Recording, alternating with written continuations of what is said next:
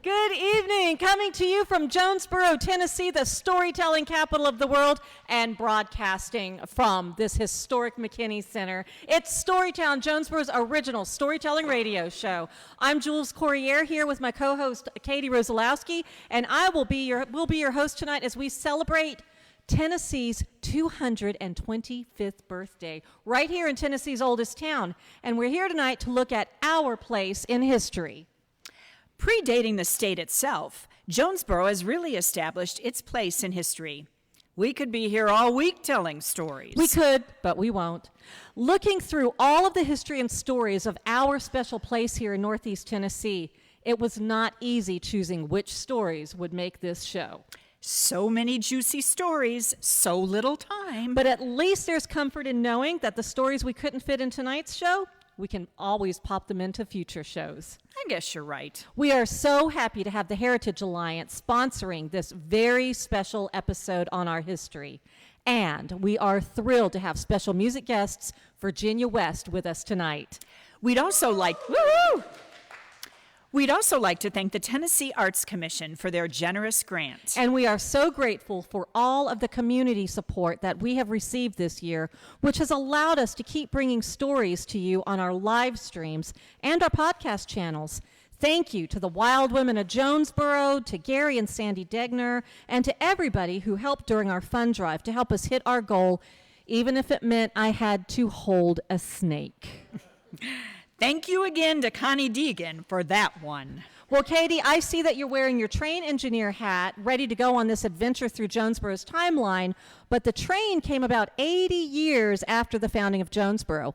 Let me replace that cap with something that fits our time period a little better. What would that be?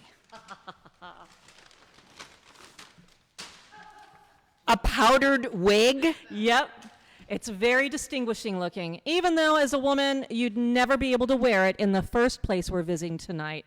Although we could put you in some pantaloons, and with that wig, we could maybe pass you off as a judge in the very first log structure courthouse built here. Although, we could dress her in a frontier outfit. She'd make a fine Lydia Bean, who, with her husband William, were the first European settlers in this region, moving here in 1769 before there was even a town. They built a log cabin on the Watauga River and started a family. Lydia's child, Russell Bean, born in May of 1769, is known to be the first child of European descent to be born in what would become Tennessee. During their time, though, it was just the wild frontier. Word has it, Russell was born with some of that wild frontier in him. He would become a traveler and explorer himself, making his way as a gunsmith and a fur trapper. Following a trade established by his father, William Bean traveled often on long hunts and explorations with none other than Daniel Boone. The two of them, along with Richard Callaway, first came to the area in 1762.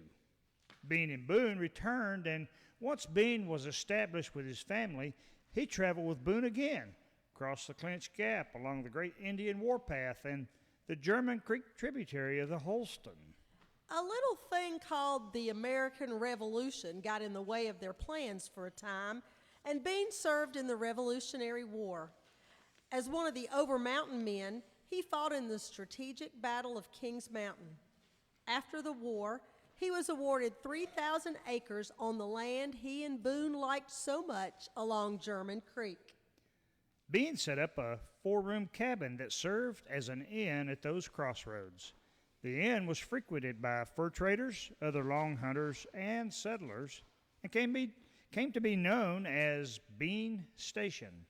Sadly, the town and the cabin, thought to be the first permanent settlement in what would be Tennessee, were lost in 1942 when the area was flooded by the Tennessee Valley Authority for the construction of Cherokee Dam. But there is a marker of this historic site, thanks to the John Sevier chapter of the Daughters of the American Revolution. That marker was first erected in 1924 and then moved by the TVA in 1954. Today, the Bean legacy continues in our region. The cabins might be gone, but Family members still live here and shape the history.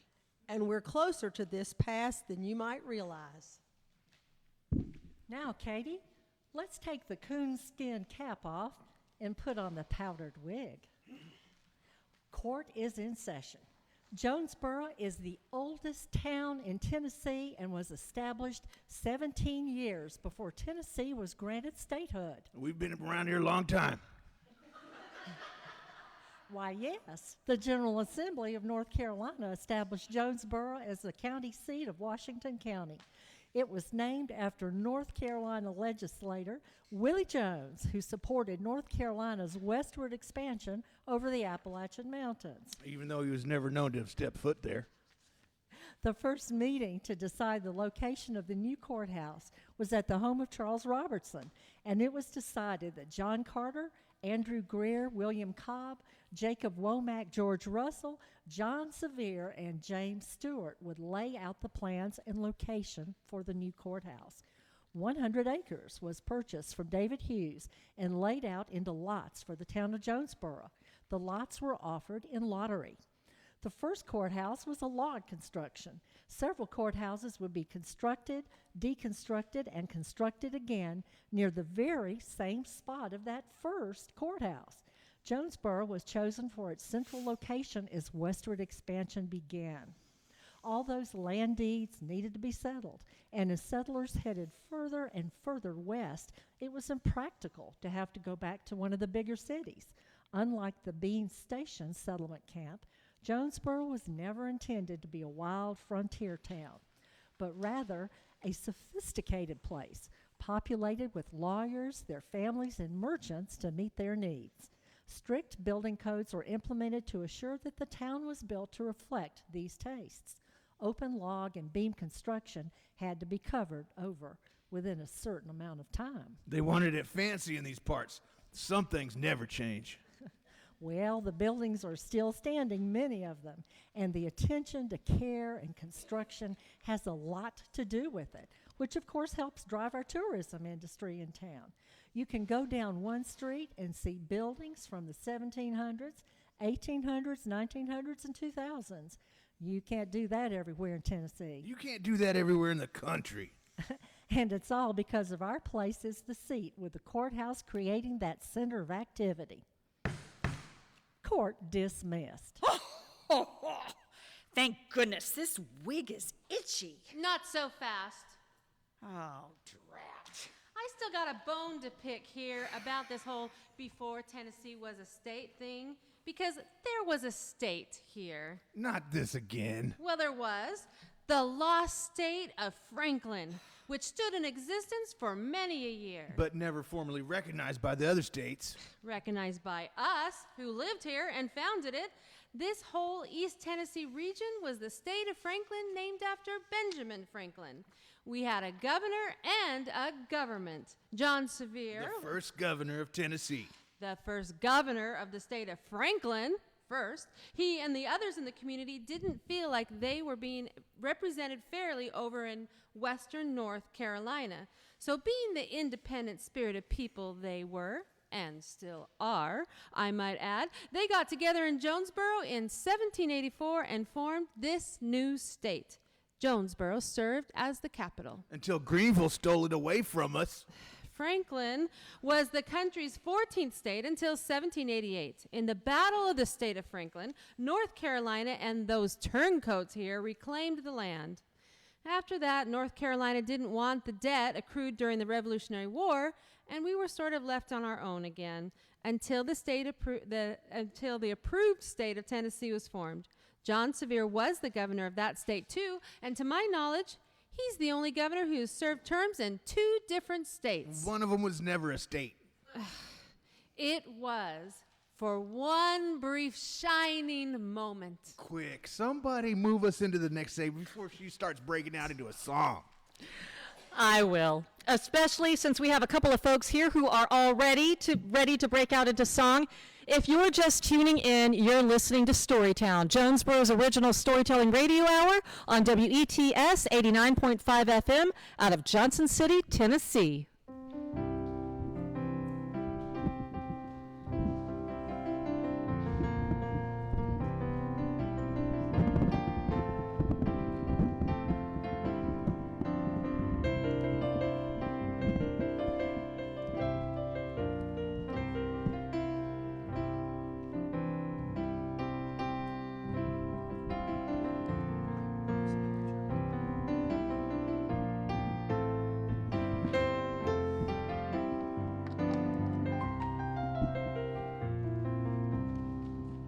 And we are back, and I'm really excited to introduce our next guest. This is their first time on our show. Virginia West is a musical duo currently based out of Bristol, Virginia, and comprised of two Appalachian-born and bred folks here, musicians Tony Doman and KT Van Dyke, specializing in country, western, folk, swing, and Americana music styles. They bring a uniquely vintage approach to their musical escapades, and fresh with colorful harmonies, vibrant rhythm and melodies. Well, you're going to hear for yourselves. They paint compelling musical landscapes, pulling their influence from classic country greats like Patsy Cline and Hank Williams and George Jones, as well as really fun swing acts like the Squirrel Nut Zippers, Cab Calloway, and other dance-friendly swing icons. Their music is simple yet captivating, emotive, and catchy. Please help me welcome Virginia West. Thank you. Hey. 2, 3, 4. Well, I might have gone fishing, got to thinking it over. You know the road to the river is a mighty long way. It must be the season. Must be the season. No rhyme, no reason. No reason. I'm taking it easy. It's my lazy day. It's my lazy day. Yeah, I might have gone fishing. Might have gone fishing. Got to thinking that over. Got to thinking it over. You know the road to the river. Oh, it's a mighty long way. It must be the season. Must be the season. No rhyme, no reason. No rhyme, no reason. I'm taking it easy. See, it's my lazy day. It's my lazy day.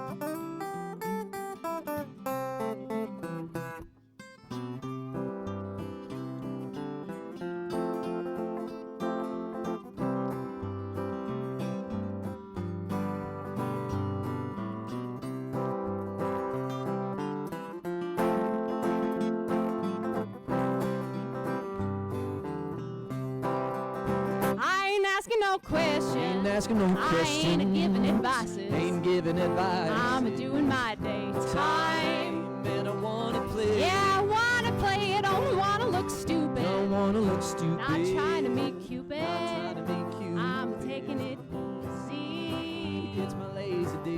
It's my lazy day. Ain't asking no questions. Ain't asking no I questions. ain't giving advices. Ain't giving advice. I'm doing my day time. And I wanna play. I don't wanna look stupid. Don't wanna look stupid. Not trying to meet Cupid. Trying to be cute. I'm taking it easy.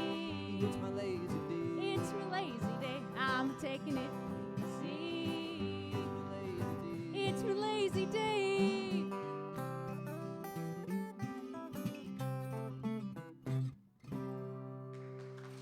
All right.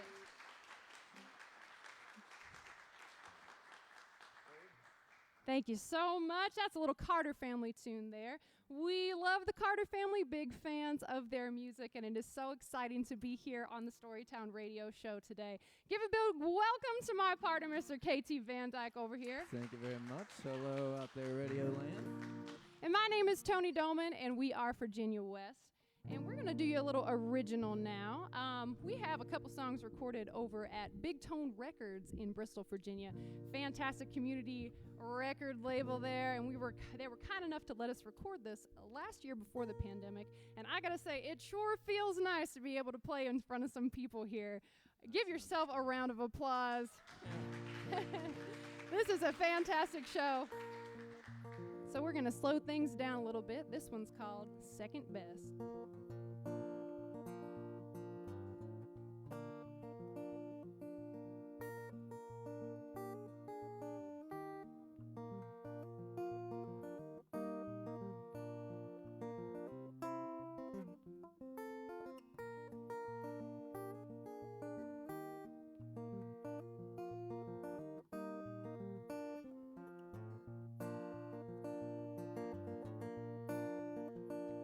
Well, I close my eyes, but I can't sleep. Why?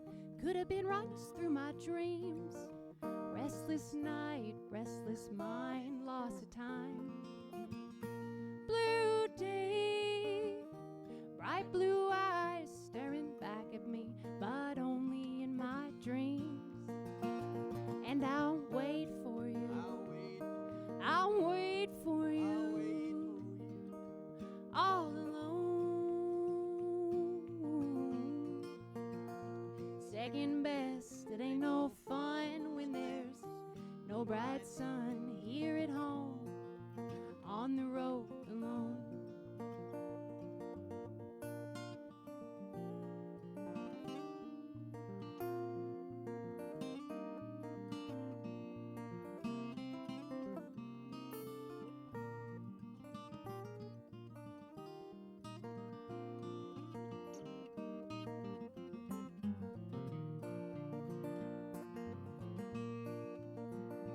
Well, I wish I could go back in time, steal your heart so you were mine.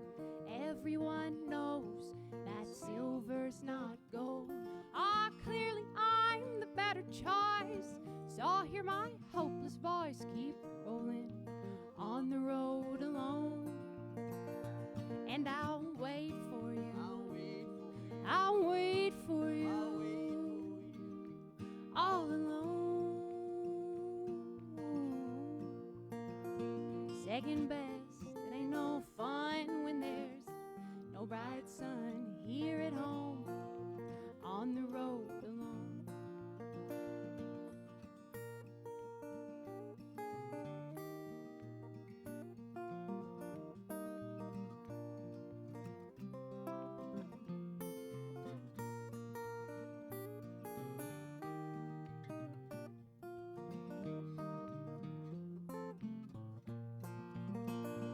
And I'll wait for you. I'll wait for you. All alone. Second best, it ain't no fun when there's no bright sun here at home, on the road alone, on the road alone, on the road alone. Thank you.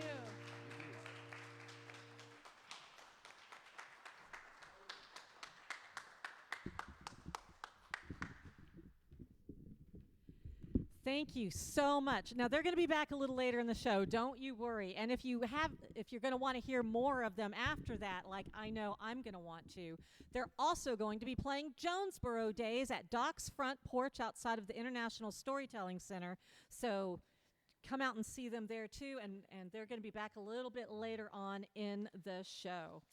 Okay, Jules, I've got my engineer's cap on. I just know the train stories are coming up next. Not quite, Katie. Here, let's put this graduation cap on you, seeing how Jonesboro was built on to be the seat of law in the region. It only follows that education was important to the first settlers here, and that need has continued through the ages. We've collected school stories from our community, and we want to share some of these special places and people from our more recent history over the past 100 years or so. My name is Mrs. Ethel Brown. I began teaching around 1934 at the School on the Rocks. That was the colored school on Spring Street. When Booker T. Washington opened up in 1940, I went up the hill to begin teaching there. I had students in grades 1 through 4, all in one classroom. Miss Silvers also came from the School on the Rocks, and she taught 5th through 8th grade in the other classroom. When we first opened, there was no furnace. There was a pot-bellied stove in each of the rooms. A few of the 8th grade boys would get to school early, about an hour early, and chop the wood and get the stove started in the winter so it would be warm when the rest of the students arrived. My rule during those years was that if the students were good during the week, then on Fridays, we'd have a weenie roast on the pot-bellied stove. Eventually, we got a furnace. Eventually, we got bathrooms. Eventually, we got a school bus. Some things we never got, but that's okay. We made do, and we made generations of great scholars using old textbooks and often doubled up students at one desk. We called them study buddies and turned that experience into a positive. We studied math, grammar, music, spelling, history, art, and science. I remember their faces, all of them. Little Chuck Pace, young Nancy Mack, Paul and his sister Debbie, Joanne Fitzgerald, Nancy Robinson, Montreal Brown, Sue Greenlee, Pam. Oh, but you're not here for a roll call. You're here for some memories. And I'm going to take a little break right now so you can hear some stories. Paul, here's a nickel. Now take this and go down to the little store on Spring Street, get me some bologna and crackers, and come right back. I went to Glendale the first 3 years, and then they closed it. I went to Fall Branch after that. Miss Gibson was my favorite teacher, Utuba Gibson. I named my youngest daughter after her. I thought a lot of her. If anything came up, she was there for us. That was back in the 50s. Glendale was a nice little place. You had a kitchen and a wood stove for heat. It had 4 or 5 rooms. There was an upstairs, but I never went up there because I was in the lower grade. I graduated 8th grade in '56, 5 years after they closed Glendale. The school is still there. It's falling in now. After 65 years, I guess I'm falling in a little too, but I can fix that with a girdle. Poor Glendale. It was a sweet place. I went to the old Miltway School. Really? What is your favorite memory? We did Bible verses. I did it well there. I was 7 when I started school. We didn't have a school bus either, where I lived. Mom and Dad would get me up, and I'd catch the milk truck. I went to Leesburg School, grade 1 through 8. It's where my mother went to school. It was a 2-room school divided in middle. One side was through 4th, the other through 8th. We called it the little room and the big room. When you got to 5 through 8, you were in the big room. In 2nd grade, when we were learning our tables and arithmetic, I thought I knew mine, but got nervous when she asked me to recite. She expected the answer as quick as she snapped her finger. If you didn't, she pulled your hair. There were a lot of children with their heads down crying. I was one of them. I started to get stomach aches before school. One little boy told my daddy I didn't want to go to school because I was getting my hair pulled. Daddy went up there and told her it better not happen again. Mama said that happened to her too, and thought it was just how school was. But times were changing. My stomach aches went away when the teacher stopped pulling my hair. Eventually, she stopped pulling everyone's hair. I rode to school with my dad because it's on his way to work in Johnson City, so I didn't ride the bus. One morning on the way to school, I looked out the window and it started snowing, and I looked over to my mom and I asked her, "Do you think I should wear my boots to school today?" No, it's not going to be any big snow. Well, Mother knows best. I rode to school with my dad, and I bet you by 10:30 they dismissed school. So we had a blizzard to the point that electric lines were broken down. When they dismissed us, I saw all those big yellow buses lined up out there. Well, I didn't have a clue what bus to get on because I never rode the bus. So I went downstairs because that's where Miss Williams's class was, and in her class she had the telephone. So I wanted to call my mom, but the phone lines were down. So I didn't know what to do. I just decided I'm just going to walk home with my friend Linda Rankin, who lived on West Main. You know, I can remember jumping over broken lines that were laying in the street. You know, children don't think about the dangers of power lines. We just skipped across them like it didn't matter. What did we know? We were kids having fun in the snow. We stopped at Linda's for lunch. Meanwhile, Mother was in a panic when I didn't get home. She started to town, then Dad got home, and he took out after both of us. Mother started a fire. A fire, excuse me. Mother had started out on in a bright green coat with a green hood. The snow had so collected on her back that she was just blending in, and my dad almost drove into her looking for us. School wouldn't be open again for weeks. Nothing would open. Snow closed everything, stores and all. It took me years and years and years to like bologna again, because that's all we had to eat for a week. Fried bologna on a Coleman stove. It was the longest winter break we ever had. Class dismissed.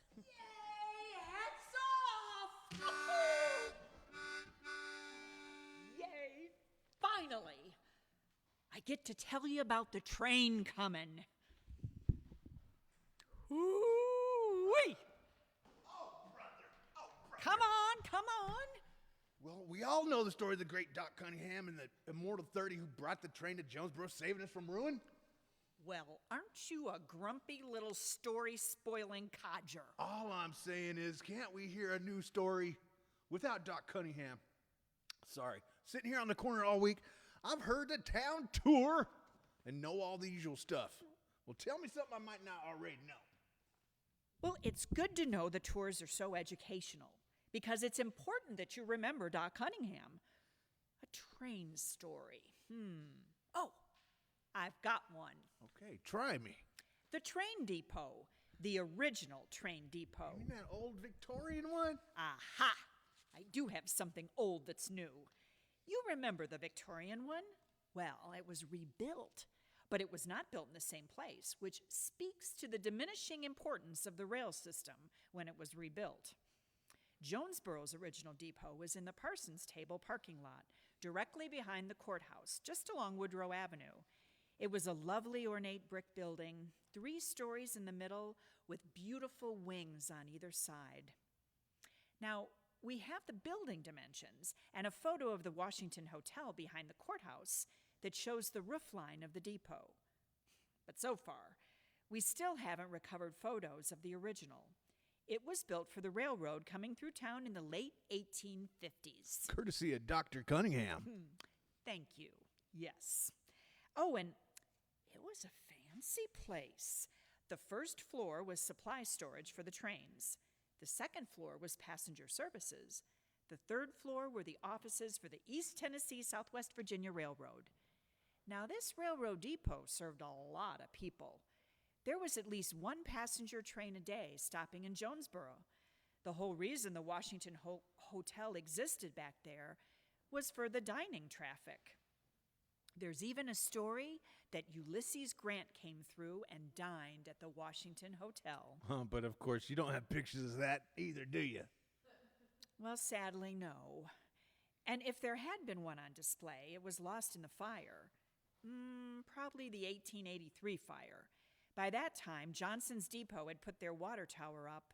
Most of the rail traffic, passenger-wise anyway, was now stopping in Johnson City instead of Jonesboro. When our depot was rebuilt, it was built back on Depot Street, and it was very much a Victorian structure like the one you remember. See, that's what I like. Train stories I don't know already. Oh, I've got one of those.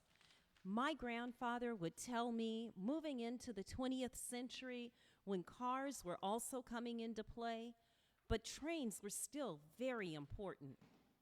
Early on, he would say, we had service stations, 2 of them, right in town, along with a taxi stand and a train station.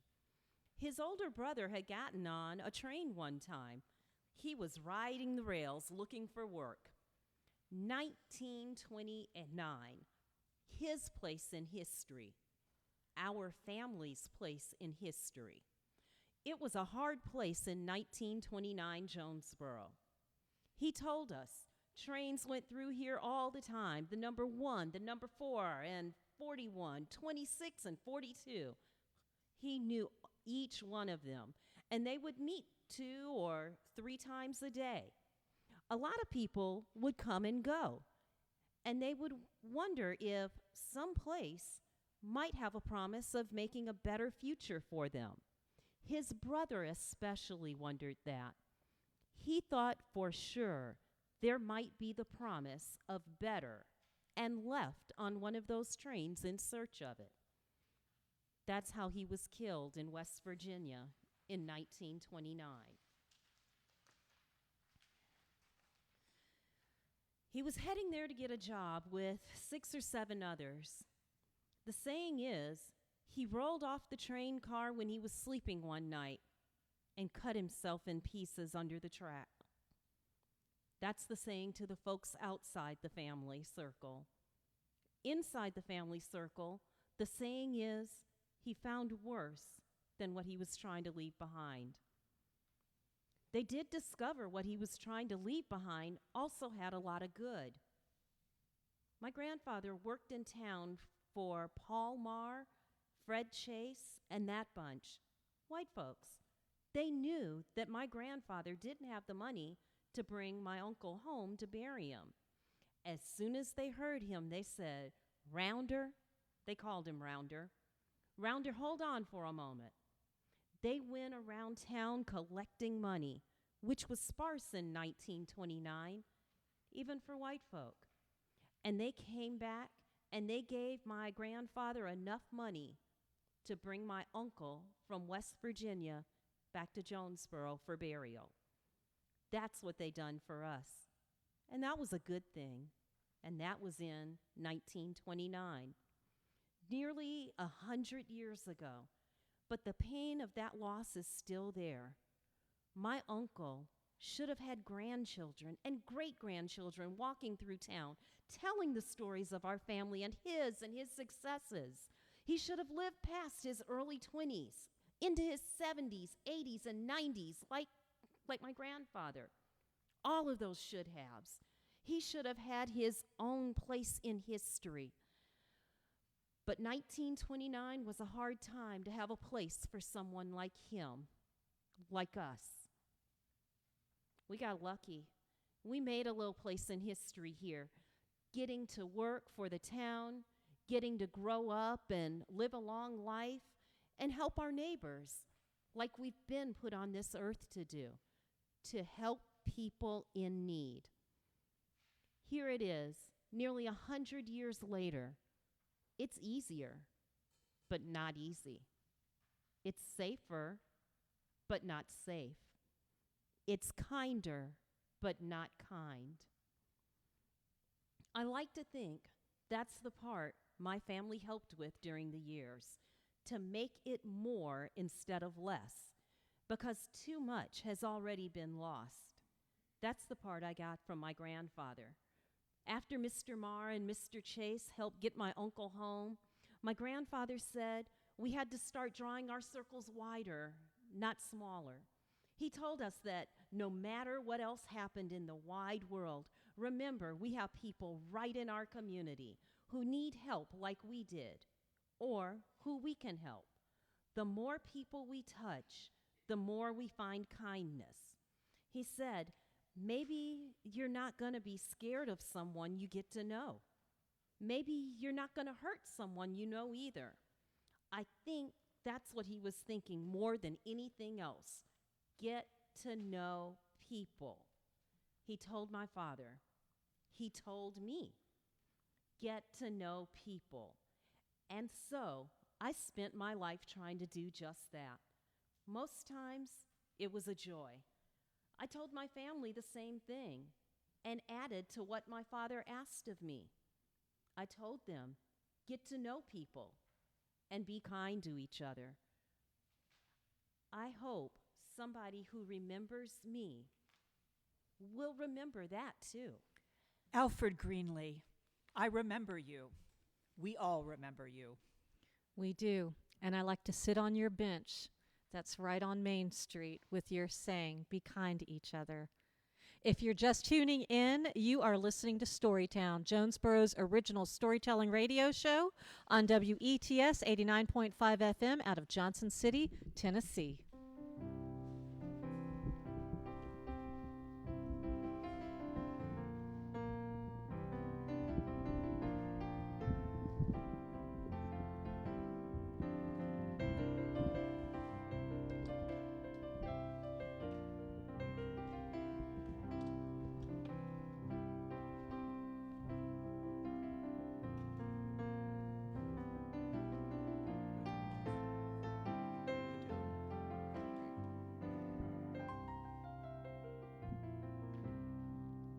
Thank you, Brett McCluskey, always there on the piano for us. We are back, and as I promised you, so is Virginia West.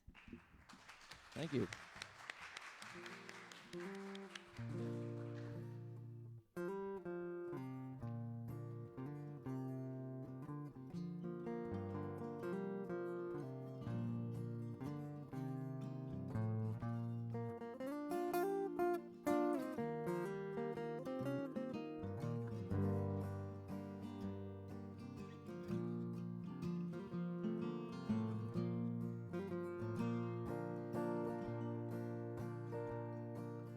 I have seen snow that fell in May, and I have seen rain on cloudless days.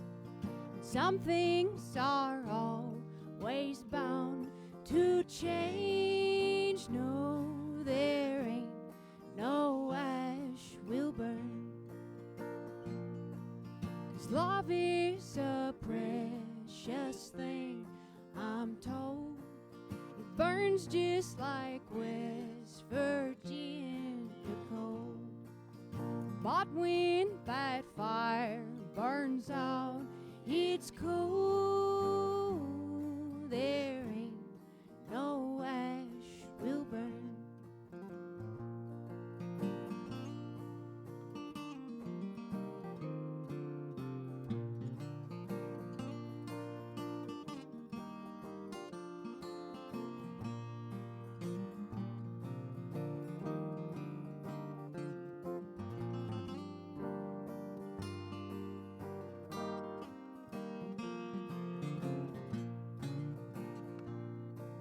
Well, you say this life is not your lot. Well, I can't be something that I'm not. And we can't stoke a fire that we ain't got. There ain't no ash will burn, 'cause love is a precious thing, I'm told, and it burns just like West Virginia coal. But when that fire burns out, it's cold. There ain't no ash will burn.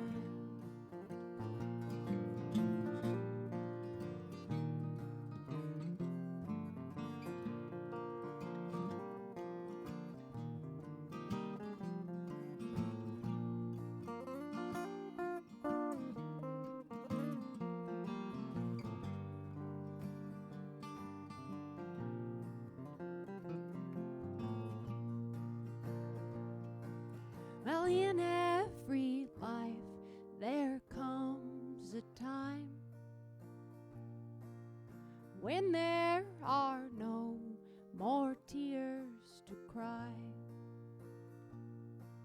and we must leave something dear behind. There ain't no ash will burn,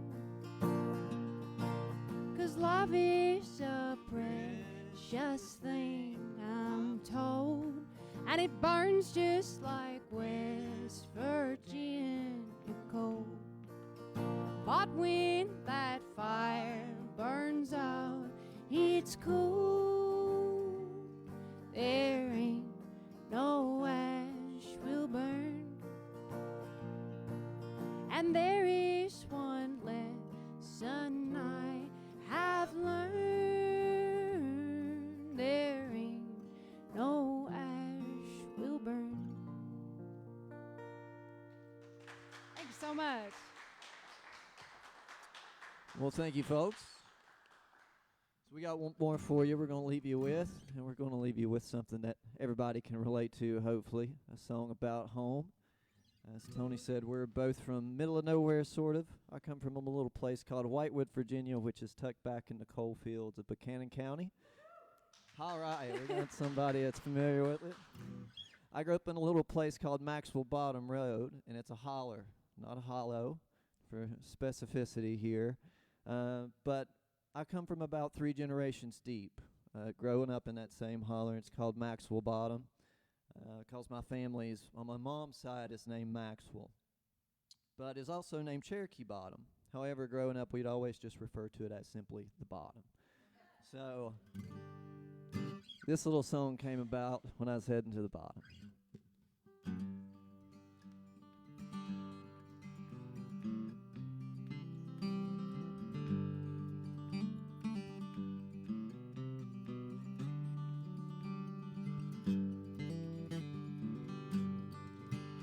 Headed straight for the bottom with a smile on my face. Oh, I'm headed to that old lonesome valley from whence I came. Been 6 years since I took off and left her in my way. But old Cherokee, she still calls me by my first name. Nothing ever changes here. Time slows down and life holds still. No place that I'd rather be. So darling, come on down to the bottom with me. Headed straight for the bottom with a song in my ear. Oh, and a bottle full of light and to help me forget all about my fears. And I'm dangling from a trestle like a sparrow from a limb. Oh, I can hear that old 4 o'clock. She's coming round the bend once again, right on time. Nothing ever changes here. Time slows down and life holds still. No place I'd rather be. So darling, come on down to the bottom with me. And we'll set this place on fire once again. Oh, just like my granddad's dad in the year of 1910. Nothing ever changes here. Time slows down when life holds still. No place I'd rather be. So darling, come on down to the bottom with me. Oh, I said, come on down to the bottom with me.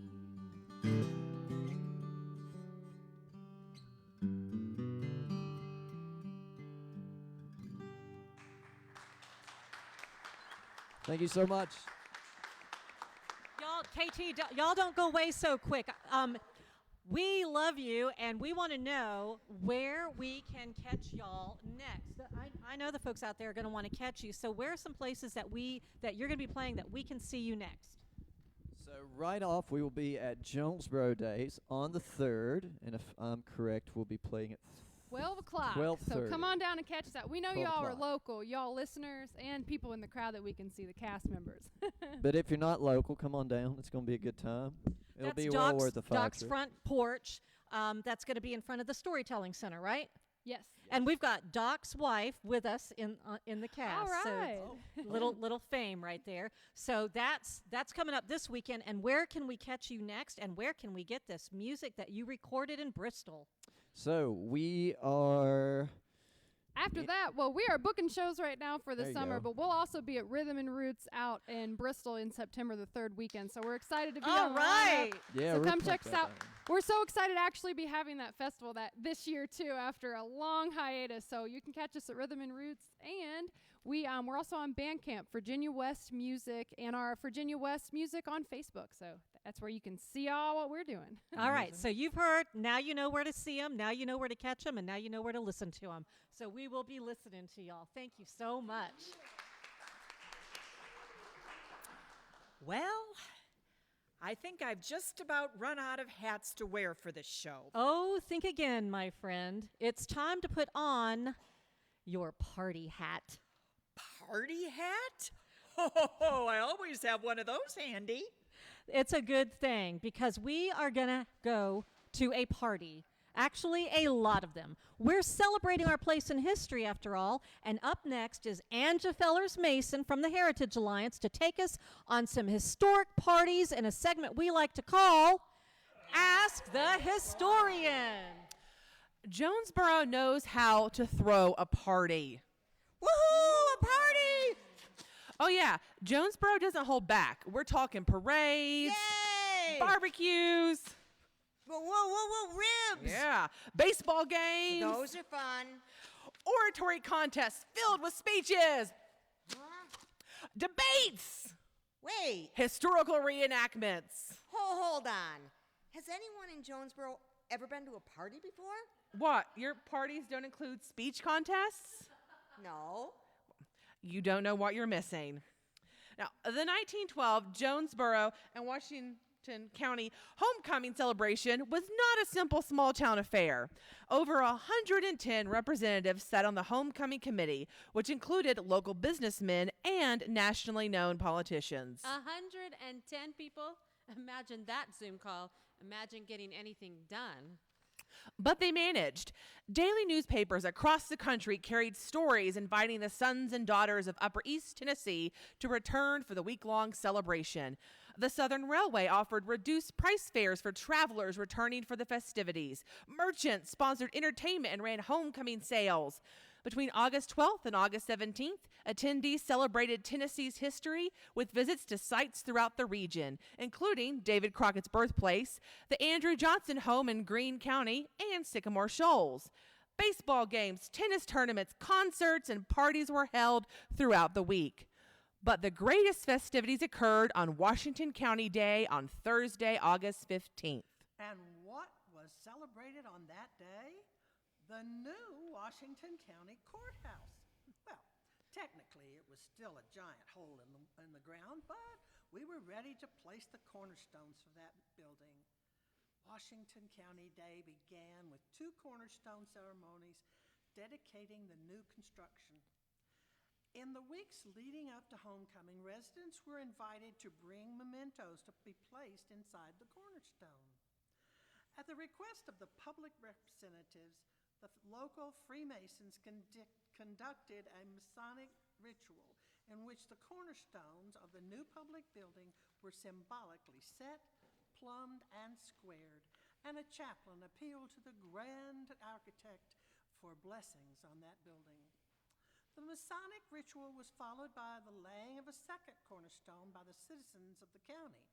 Hey, Ann, you know that courthouse turned 100 in 2013, and we threw a big party then. How come we didn't take out the time capsule from all those years ago? We may not remember exactly where it is. What? What was that? We may not remember where it is exactly. It's been a long time, okay? Maybe we'll find it for the courthouse's 150th birthday. Now, following the ceremonies dedicating the new courthouse, the homecomers attended a large public barbecue and listened to addresses by public officials.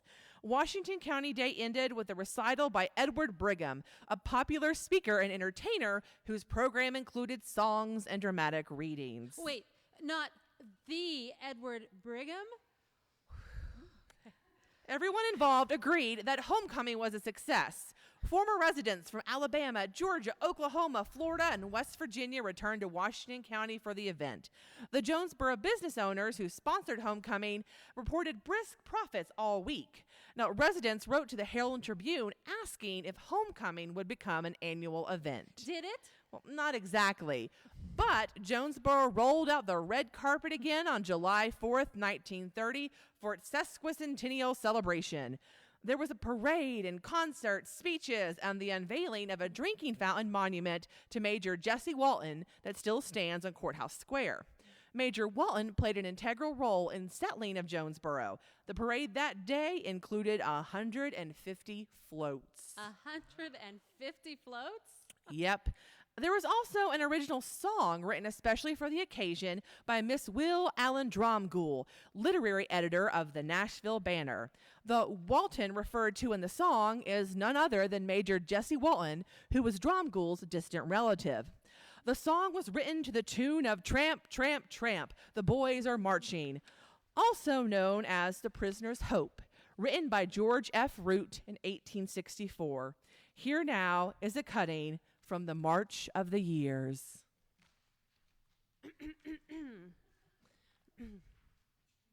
Don't you hear the passing years with their mighty sweep and swing, marching, ever marching down the aisle of time, like the passing of a dream, like the deeply flowing stream, like the softly muted music of a rhyme. Tramp, tramp, tramp, the years are marching, marching down the aisle of time, like the passing of a dream, like the deep flowing stream, like the softly muted music of a rhyme. Oh, the rugged, rugged years. Oh, the golden, gracious years, ever calling to the sons of men to come. Here the gallant Walton stood, braving beast and bush and flood. Read the vision of the years and called it home. Tramp, tramp, tramp, the years are marching. Mighty messengers they come, and the vision of that day light the men the loftier way, and with thankful hearts they proudly call it home. Here the sons of dauntless sires lit their lonely cabin fires. On the battlefields their hardy courage shone, and the proud hills lift a voice, and the valley shouts, rejoice! Hallelujah! Hallelujah! Tramp, tramp, tramp, the years are marching with their visions, hopes, and fears, and we'll greet them one by one with our faces to the sun, marching onward, hallelujah, to the years.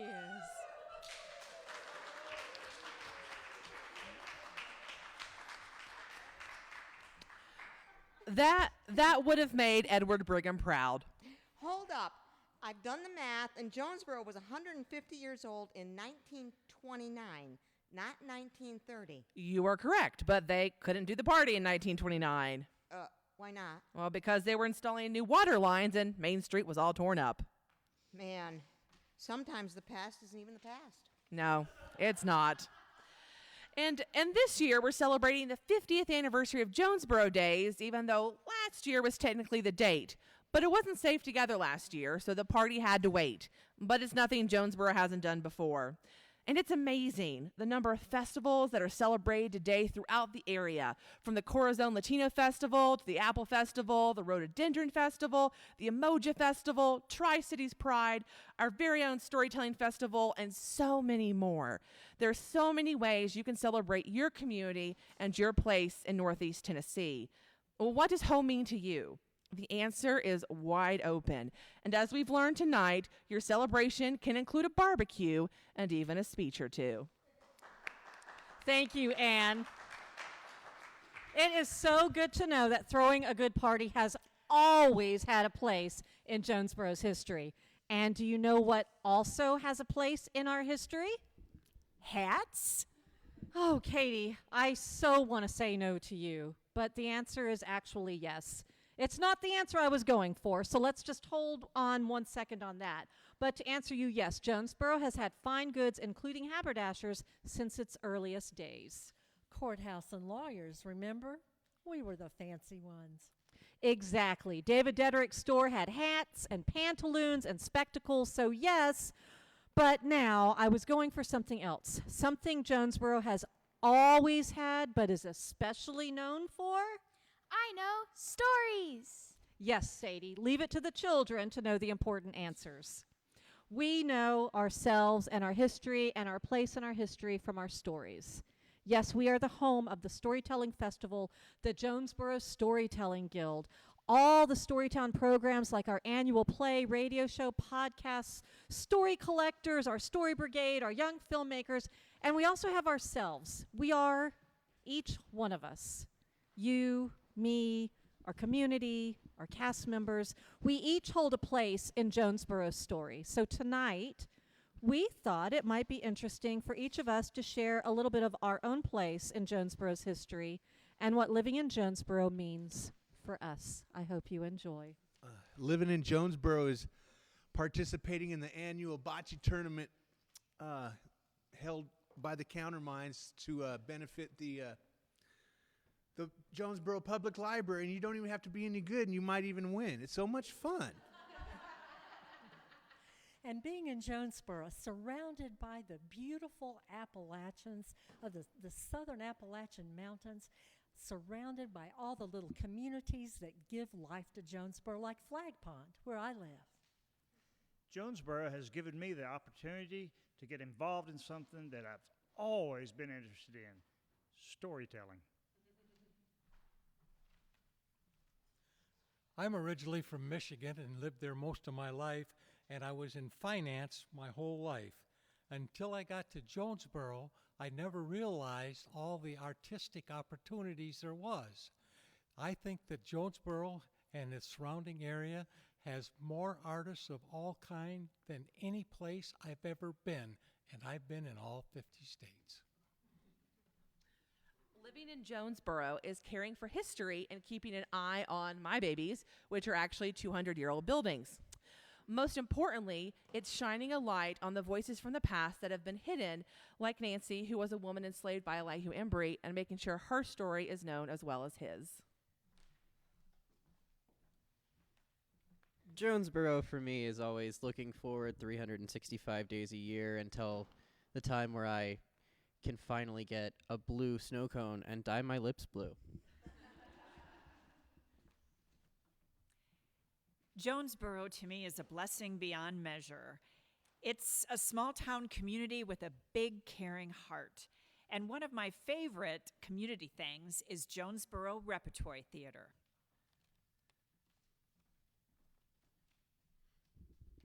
After 32 moves during my husband's military career, Jonesboro is family, friends, and community. It's very comforting to know that this is my last stop. For me, the very heartbeat of Jonesboro is Davy Crockett High School. Go Pioneers. Jonesboro is a great place to live in here and visiting here. For me, being a part of the Jonesboro community is having the opportunity to bring the stories back to life of their friends past and present. I'm probably the newest resident here tonight, and one of the reasons I chose to come and move to Jonesboro specifically was because of the stories, but also because I had this sense that this was a very connected community. And so I moved here 2 months before COVID. But I would really like to say that through Jules and Storytown Radio and through wonderful, friendly people like Katie Rosalowski and Lori Olmstead, who still found ways to welcome me in, even COVID can't keep down Jonesboro.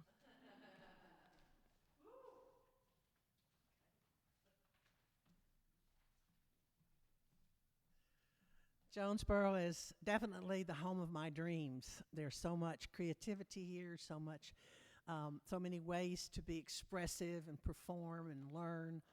And I met my husband here, and we married here, and I came because of storytelling, and that's what happened. Living in Jonesboro, there's always something to do. Original community plays, full of local history, the radio show of local people, parades, theater, all top-notch entertainment. My favorite, the radio show Christmas Stories and Music.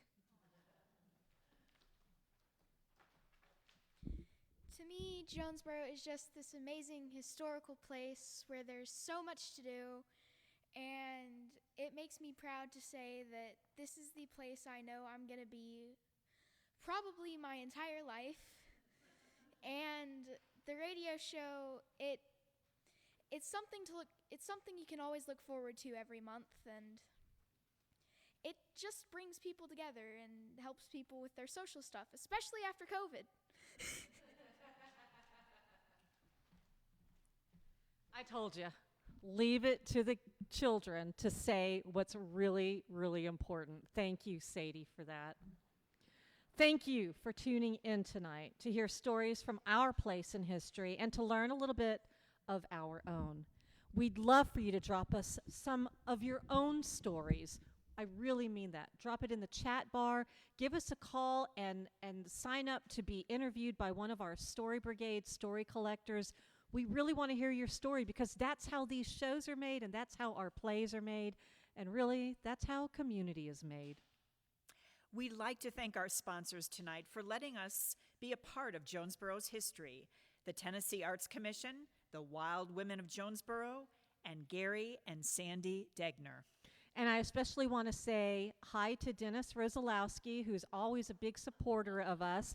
And Mom, I'm sorry I didn't get a chance to call you today. I had the show and I really meant to. So hi, Mom, if you're watching. I miss you. We want to also say thank you to the Heritage Alliance for being this month's sponsor for this really special show. And a big thank you to you, our last live stream audience, because we look forward to seeing you live again and in person, and we will. Next month, our shows are going to have a limited audience right here at the McKinney Center to celebrate our 10th anniversary. And just falling into Jonesboro's history, we know that our anniversary was actually in January, but we're celebrating it now. You can get your tickets at jonesboro.com/tickets or calling the Visitor Center at 423-753-1010. And we really want to see you again. Join us for our gala Under the Stars and an in-person performance. We're going to have live music with the Jonesboro Rhythm Express and refreshments. And you know what? Most of all, live and in person and seeing each other again. Until next time, y'all take care of yourselves and be safe. Good night. Hats off to you.